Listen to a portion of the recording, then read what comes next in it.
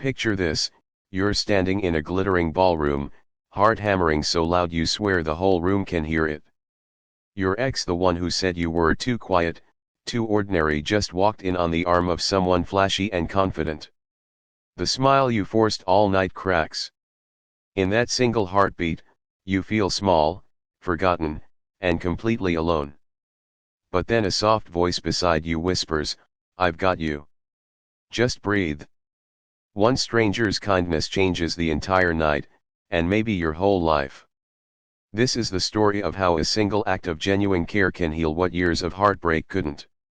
Keep watching, you're about to feel something real. If stories like this touch your heart, please do me a huge favor, hit that subscribe button, smash the like if kindness moved you today, and comment below with your own one act of kindness moment. It means the world to Stories Beyond the Porch. Let's spread a little light together. Now, grab your favorite drink, get cozy, and let's step into Ethan's world. Ethan Harper had always been the steady one. 34, software engineer in Austin, Texas, the guy who remembered co-workers' kids' birthdays and fixed the office coffee machine without being asked. 2 years earlier, his fiancée Lauren had packed her bags and left with the words, "You're safe, Ethan, but safe isn't enough for me anymore." She wanted sparkle. She wanted someone who turned heads. Ethan just wanted someone who stayed. Tonight was the annual Tech Impact Gala, black tie, open bar, the kind of night where deals were made and egos were measured. Ethan's boss had personally invited him, saying, "Bring someone special. You deserve to celebrate that promotion." But Ethan had no one. So when his old college friend Sarah called and said her roommate Isla was free and loved helping people out of awkward spots, Ethan laughed it off at first. Then he saw Lauren's RSVP on the guest list +1. That's when he texted Sarah back, "If your friend is cool with pretending for one night, I'll pay her dinner and a cab home." Isla Bennett showed up at his apartment door wearing a simple emerald dress that made her hazel eyes pop. She was a freelance photographer, 31, the kind of person who noticed when your smile didn't reach your eyes. No makeup tutorial vibe, just warm, real, and carrying 2 coffees like it was the most natural thing in the world. "Ground rules," she said with a gentle laugh as they drove downtown. "I'll hold your hand when it gets tough, laugh at your jokes, and if it feels too weird, we walk out together. No pressure, no strings. Tonight, you're not alone." Ethan felt his shoulders drop for the first time in months. "Why are you doing this?" he asked quietly. Isla looked out the window at the Austin skyline glowing pink and gold. "Because someone did it for me once, when my ex brought his new girl to my sister's wedding. I never forgot how that small kindness felt like armor." The ballroom sparkled like a movie set, crystal chandeliers, live jazz, waiters gliding with champagne. Ethan and Isla walked in arm. She squeezed his hand once, twice, like a secret code that said, "I see you." They danced one easy song. She told funny stories about photographing grumpy puppies, and for 10 beautiful minutes, Ethan forgot the ache in his chest. Then the lights dimmed for the awards, and Lauren appeared. She looked exactly like the woman in his memories, only happier, glowing, laughing up at a tall guy in a tailored suit who kept kissing her temple. Ethan's stomach flipped. His throat tightened. The room suddenly felt too hot, too loud, too full of people who had moved on while he was still stuck. Isla noticed instantly. Without missing a beat, she stepped closer, rested her head lightly on his shoulder, and whispered, "Look at me, Ethan. Right here. You're enough. You've always been enough." Her voice was soft but steady, like a lighthouse in fog. She didn't make a scene. She didn't glare at Lauren. She simply became his safe place. When Lauren spotted them and walked over, because of course she did, Isla didn't flinch.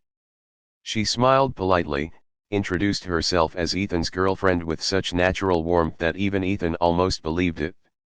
Lauren's eyes narrowed for half a second, then she recovered with a too bright laugh. "Wow, Ethan, You finally found someone who matches your vibe. The words stung like they were meant to. But Isla's hand never left his. She laughed lightly and said, I love his vibe. The way he remembers how I take my coffee, the way he listens like the whole world went quiet. Some women wait their whole lives for that. She said it so simply, so sincerely, that Lauren blinked, opened her mouth, and closed it again. For the first time, Ethan saw uncertainty flicker across his ex's face. Later, at the silent auction table, Ethan finally breathed. You didn't have to say all that, he murmured. Isla shrugged, eyes kind. I didn't say it for her. I said it because it's true. You are that guy, Ethan. The quiet strength kind. The world needs more of you, not less. They stepped outside onto the rooftop terrace where string lights twinkled against the Texas night sky. The city hummed far below. Ethan told her everything, the nights he cried in his car after Lauren left, the way he'd started believing he was boring, the fear that he would never be anyone's first choice again. Isla listened without interrupting, without fixing, just holding space. When he finished, she shared her own story, how her last relationship ended because she was too much, how she spent a year photographing strangers' happiest days while feeling invisible on her own. Kindness saved me too, she said. A barista wrote "You matter" on my cup one morning when I was falling apart. Sounds silly, but I kept that cup for months. Small things remind us we're still here. In that moment, something shifted in Ethan. The pain didn't vanish, but it stopped feeling like a life sentence. He realized Lauren hadn't taken his worth, she had just never seen it. But Isla saw it, clearly, without needing anything in return. That was kindness in its purest form, seeing someone's cracks and choosing to hand them light instead of pointing at the dark. When they went back inside, Lauren was leaving early. She stopped beside Ethan one last time. No drama. No big speech. Just a quiet, "You look happy." "I'm glad." Ethan smiled, not forced, not bitter, and answered, "I am starting to be." He didn't need to prove anything anymore. Isla's quiet support had given him back his own voice. The night ended with them sharing late-night tacos at a food truck because neither wanted the evening to close yet. Isla refused the money he tried to hand her. "This stopped being fake hours ago," she said softly.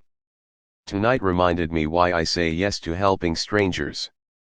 Because sometimes the stranger becomes the reason you smile again." Ethan walked her to her door under a sky full of stars. "Can I call you tomorrow, not as a fake anything, just as me?" She smiled, the real one that reached her eyes. "I'd like that very much." Weeks turned into months. Ethan started volunteering at the local animal shelter, photographing adoptable pets because Isla taught him that small kindnesses multiply.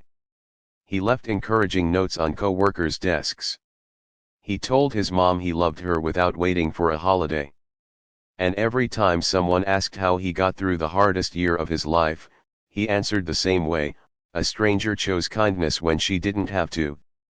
That one choice showed me I could choose it too. Lauren eventually sent a message saying she was proud of the man he'd become.